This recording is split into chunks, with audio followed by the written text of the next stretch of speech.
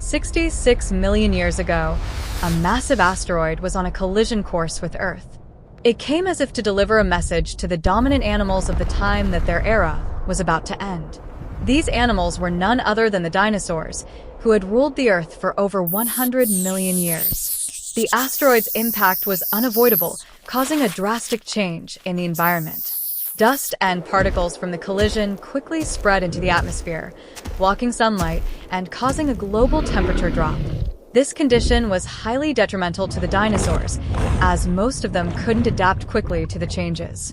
However, some groups of animals, especially mammals, were able to survive these harsh conditions. They took advantage of their small size by hiding underground. After the asteroid wiped out the dinosaurs, the Cenozoic Era began, with mammals becoming the dominant group of animals on Earth. After the extinction of the dinosaurs at the end of the Cretaceous era, Earth entered a new period that marked the beginning of life's recovery. This was the Paleocene epoch, which started around 66 million years ago and lasted for 10 million years. This epoch was first named by geologist Wilhelm Philipp Schimper in 1874. The climate during this time was relatively warm and humid, supporting the growth of tropical and subtropical forests around the world, which mostly consisted of coniferous trees. In the Sarajan Formation in Colombia, plant fossils show similarities to modern flora like palm trees, legumes, asteroids, and melvillei. The oceans also underwent significant changes during the Paleocene. The warm and humid climate supported diverse marine ecosystems with relatively high sea surface temperatures. Thriving coral reefs created important habitats for various marine organisms. Marine fauna from this era included various types of fish, some of which were very large sharks, as well as squid that no longer had the hard shells of the ammonites that dominated the Mesozoic oceans. During this epoch, most living creatures were still quite small. For example, Meiosis, a small and agile predator that resembled a weasel, began to inhabit the warm Paleocene forests. This mammal is believed to be the ancestor of all the diverse carnivorous mammals we see today, such as big cats, dogs, and bears. At the same time, an ancient group of animals called pantodonts also existed. They were famous Paleocene mammals found in North America and Asia, first appearing around 65 to 56 million years ago, dominating the ecosystem of that time.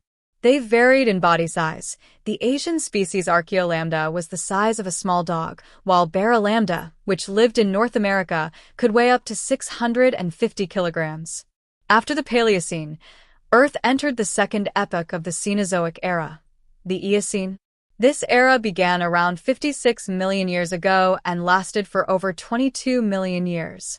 The climate during this period was generally warmer than before, with higher global temperatures.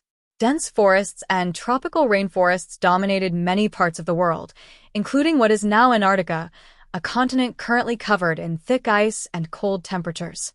The continents also began to move closer to their current positions. India, for example, collided with the Asian plate. This collision caused the crust to uplift and led to the formation of the Himalayas, one of the world's highest mountain ranges.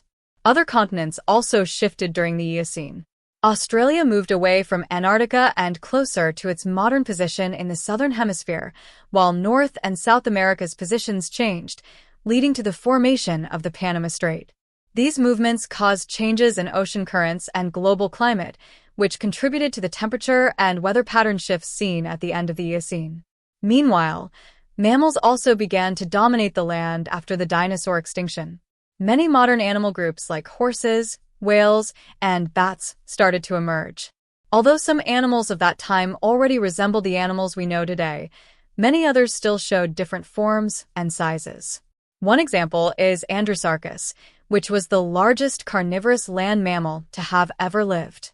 Its skull could reach a length of up to 84 centimeters, or half a meter larger than a brown bear's skull.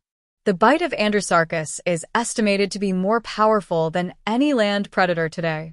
This estimate is based on the deep sockets in the Andrewsarchus skull, where the lower jaw muscles were attached. Another large, ancient mammal was Cenozoic, one of the largest ancient mammals from the Embrythopoda group. It lived in North Africa during the late Eocene to early Oligocene.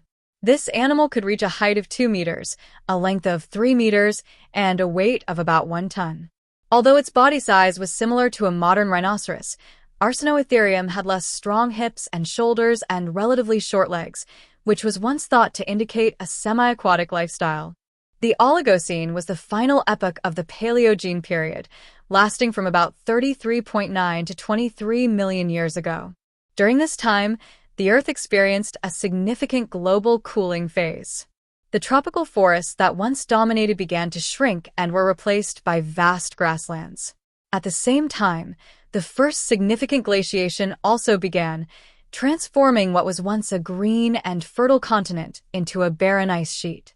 Meanwhile, Australia continued to move away from other continents, while Africa slowly moved north, approaching Europe. The tectonic plate collision between Africa and Europe led to the formation of major mountain ranges, including the Alps. During this epoch, the Earth was also inhabited by creatures no less massive than the dinosaurs. One of them was Paraceratherium, known as the largest mammal ever to have lived. The largest discovered specimen, Paraceratherium orgocensis from China, showed impressive dimensions, with a height of 4.8 meters and a length of 7.4 meters. Its body weight was estimated to be between 15 and 20 tons, nearly equivalent to Diplodocus from North America. Its enormous size allowed Paraceratherium to live as a browser, feeding on leaves from the canopies of tall trees, similar to how modern giraffes utilize their ecosystems. Besides Paraceratherium, the Earth from 37 to 28 million years ago was also inhabited by other large predators, like the Entelodon. Fossils of this creature have been found throughout Eurasia, and although it belonged to the group of even-toed ungulates, its appearance was more like a wild boar. The Entelodon could reach a length of up to 2 meters and a weight of over 1 ton. Their heads, about 1 meter long, had large jaws equipped with various types of teeth, including long canines and wide, flat molars, suggesting that Entelodon was likely an omnivore with a tendency to hunt. Its large body size gave it a significant advantage in surviving its environment. Thanks to this physical strength, adult Entelodons were almost impossible for other predators to attack, including Hyaenodon, a powerful predator from the creodont group that also inhabited the Earth at that time. After the Paleogene, the Earth entered the Neogene period, which lasted from 23 million to 2.5 million years ago. During this time, the Earth began to transform into a form more similar to the conditions we know today. The continents slowly moved to positions that were almost the same as their current ones. Flora and fauna also underwent significant evolution, resulting in many species that more closely resemble those we find today. The increasingly cooler and drier climate encouraged the expansion of the polar ice sheets. This process culminated in a global glaciation event at the end of the Neogene. During this time, the Earth was filled with various interesting creatures. In the deep oceans, a 15-meter-long shark named Otodus megalodon was a terror to various marine animals of that time. However, there was one predator that was a serious rival for the megalodon, Livyatan melvillei, a killer sperm whale. The megalodon's habit of hunting solo put it in a situation where it had to give in to Livyatan, which tended to hunt in groups. But the most unique creature came from the sloth species named Thalassochnus. It was a genus of sloth that lived in an aquatic environment. Fossil teeth from the Miocene era show that they initially ate plants along the coast. Over time, Thalassochnus began to move into deeper waters to eat seaweed and algae. Their very limited swimming ability forced them to use their large claws to grip the seabed as they moved and searched for food. Above the water, various species of carnivorous animals appeared, some of which we might rarely hear about, such as Dinocrocuta gigantea. This apex predator from the Miocene was very similar to a modern hyena. Dinocrocuta also had a very strong skull and bone-crushing teeth. Scientists found that a wound on the skull of a hornless rhinoceros species, Chelatherium vimini, perfectly matched the tooth pattern of Dinocrocuta, indicating that this predator hunted animals live. From the Paleogene and Neogene periods, we now enter the last period of the Cenozoic Era, which continues to the present day.